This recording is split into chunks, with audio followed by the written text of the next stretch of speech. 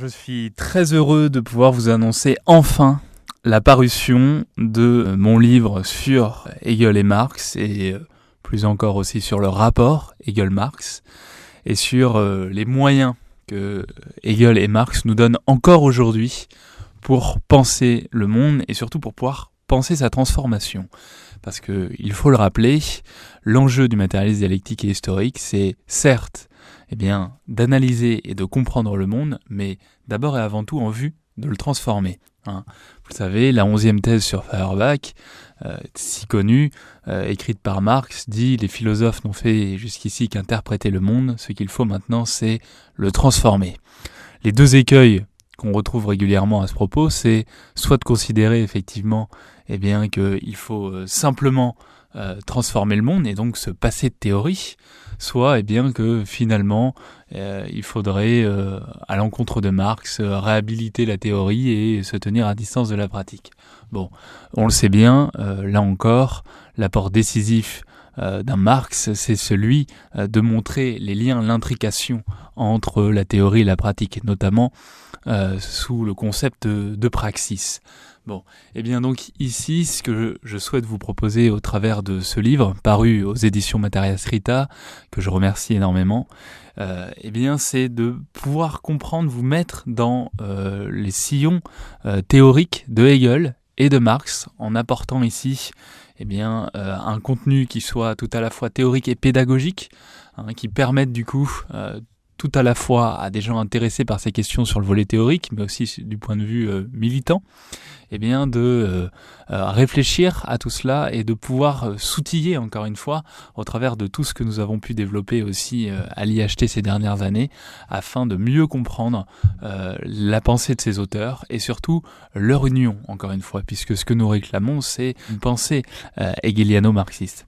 Alors ce livre a initialement fait l'objet de 2 travaux universitaires de master en philosophie qui sont ici réunis en un seul volume. Il est à noter que ces travaux, dont je vous ai longuement parlé à plusieurs reprises ces dernières années, ont été écrits durant la même période que Pourquoi je suis communiste, c'est-à-dire dans l'intervalle qui va du printemps 2018 à l'été 2019. D'accord ? L'objet de ce livre, en s'inscrivant dans l'histoire de la philosophie, n'est pas de rechercher un Hegel ou un Marx à la lettre.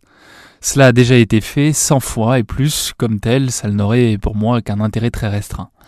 En effet, il s'agit là plutôt et d'abord de donner tout à la fois les moyens de découvrir Hegel comme Marx, mais plus encore leurs relations.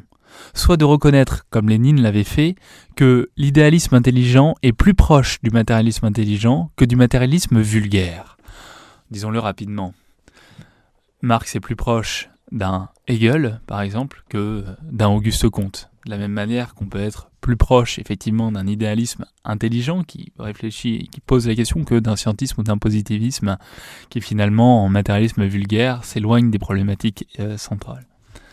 Face aux crises systémiques actuelles du capitalisme, dont la pandémie de la Covid-19 et les politiques de confinement qui l'accompagnent ne sont que l'expression et certainement pas l'origine, ce livre, loin d'être un matériel archaïque, a justement vocation à réhabiliter le rapport Hegel-Marx si décrié depuis plusieurs décennies. Pourtant, l'articulation de ce rapport doit nous permettre de penser le monde actuel, mais aussi, et plus encore, les moyens de sa transformation. C'est là sa tâche théorique et pratique. C'est pourquoi nous récusons la lecture, notamment althussérienne, mais pas seulement, qui vise à séparer Hegel de Marx. Au contraire, c'est le noyau rationnel, la méthode dialectique, qui nous intéresse afin de faire usage de ces outils et d'affirmer un matérialisme dialectique et historique qui soit orthodoxe du point de vue de la méthode, comme le signalait Lukács. De là, ce livre s'adresse à 3 publics qui peuvent parfois être le même, mais avec 3 visées différentes. D'abord, il se présente comme un outil d'éducation populaire qui peut accompagner les cours que j'ai entrepris ces dernières années au sein de l'Institut Homme Total. C'est donc une visée pédagogique et complémentaire aux différents travaux que j'ai pu réaliser via d'autres médiums. Ensuite, il y a bien sûr une visée philosophique, s'adressant à un public plus familier avec les débats dont sont l'objet les textes de Marx et de Hegel. Cela se traduit notamment par la réaffirmation de la nécessité qu'il y a sur le plan politique et pour la pratique des sciences humaines et sociales à tenir Marx dans son rapport à Hegel. A priori, cela n'est pas très original, mais il faut défendre cet acquis théorique dans l'histoire de la philosophie qui n'a cessé d'être attaqué ces dernières années. Une telle lecture conteste la lecture tant structuraliste que néo-naturaliste de Marx et de Hegel. Par ailleurs, sans remettre entièrement en cause la distinction opérée entre le jeune et le vieux Marx, il s'agit du moins de ne pas les séparer, puisque s'agissant de l'articulation entre la pensée et la transformation politique, entre la théorie et la pratique, qui est au cœur de l'ouvrage proposé, les liens avec Hegel, qu'ils s'inscrivent dans la continuité ou la discontinuité, occupent toute la trajectoire intellectuelle de Marx. Une trajectoire qui trouve son sens dans la méthode dialectique, le matérialisme historique comme science et le matérialisme dialectique comme philosophie, qu'il apparaît indispensable d'associer. Cet ouvrage veut réhabiliter la force de la dialectique et montrer que le matérialisme historique, méthode non figée, est un moyen non positiviste de penser les sciences sociales et l'histoire, et par là de penser la transformation politique. C'est, me semble-t-il, la force de la séance historique inaugurée par Marx et Engels que de nous aider à voir la particularité de la matière historique pour l'appréhender sous un angle matérialiste, mais qui ne soit pas objectiviste, comme j'ai déjà pu par ailleurs le faire remarquer, notamment dans Pourquoi je suis communiste.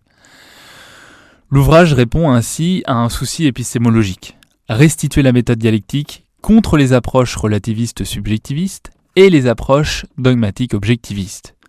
Du fait de son objet, le matérialisme historique, ce souci épistémologique est inséparable d'un souci politique.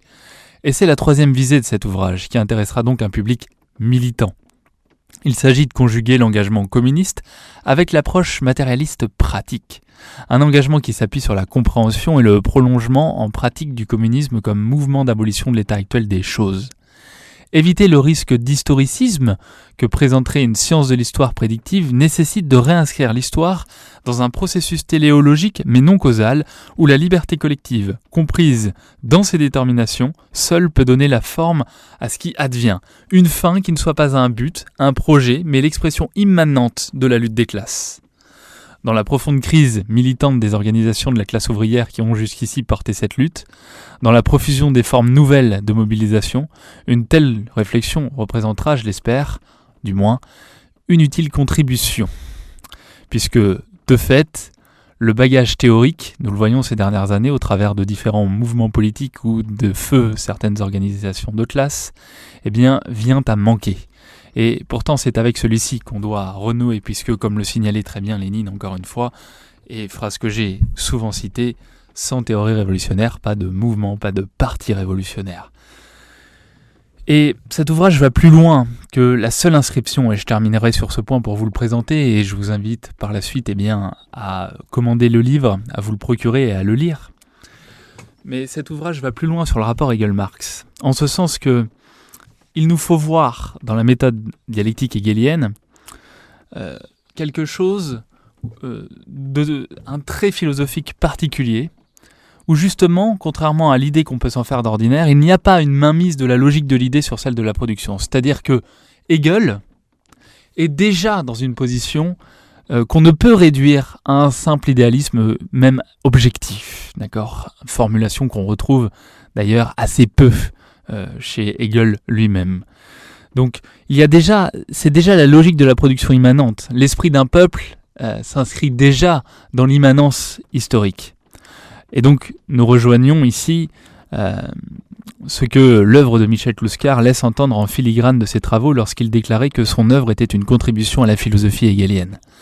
Cela signifie que dans le rapport Hegel-Marx, la distinction entre idéalisme d'un côté et matérialisme de l'autre, dans leurs deux acceptations vulgaires, n'a ni sens ni intérêt. La dialectique est déjà réaliste chez Hegel, et la méthode, comme la démarche, est poursuivie par Marx à l'identique. À ce propos, l'absence de toute rédaction de la part de Marx à propos d'une dialectique pourrait encore être interprétée comme une difficulté finalement pour lui-même de désarticuler une méthode qu'il a pleinement su faire sienne. Laisser Hegel de côté tout en continuant de mobiliser Marx, c'est risquer de ne rien comprendre, non seulement au monde social, mais plus encore aux moyens qu'il nous faut développer pour le transformer.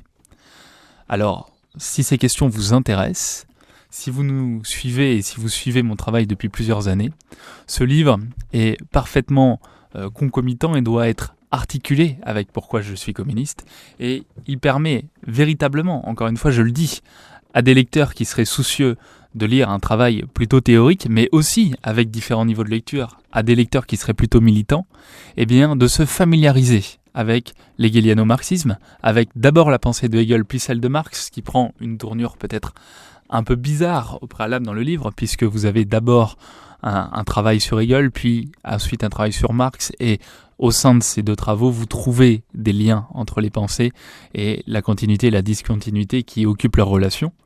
Mais cela vous permet effectivement de mieux appréhender le réel, de disposer d'outils à même de comprendre ce monde et donc d'agir dessus. Alors, je ne peux que vous inviter à vous procurer ce nouvel ouvrage aux éditions Materia Scrita. Vous le trouvez sur les librairies en ligne et donc je vous invite le plus rapidement possible à le découvrir, à le lire et puis n'hésitez pas à nous en faire des retours, à l'y acheter notamment en rejoignant le serveur Discord, toujours accessible gratuitement et disponible en lien sous cette vidéo. Je vous remercie, je vous dis à très bientôt.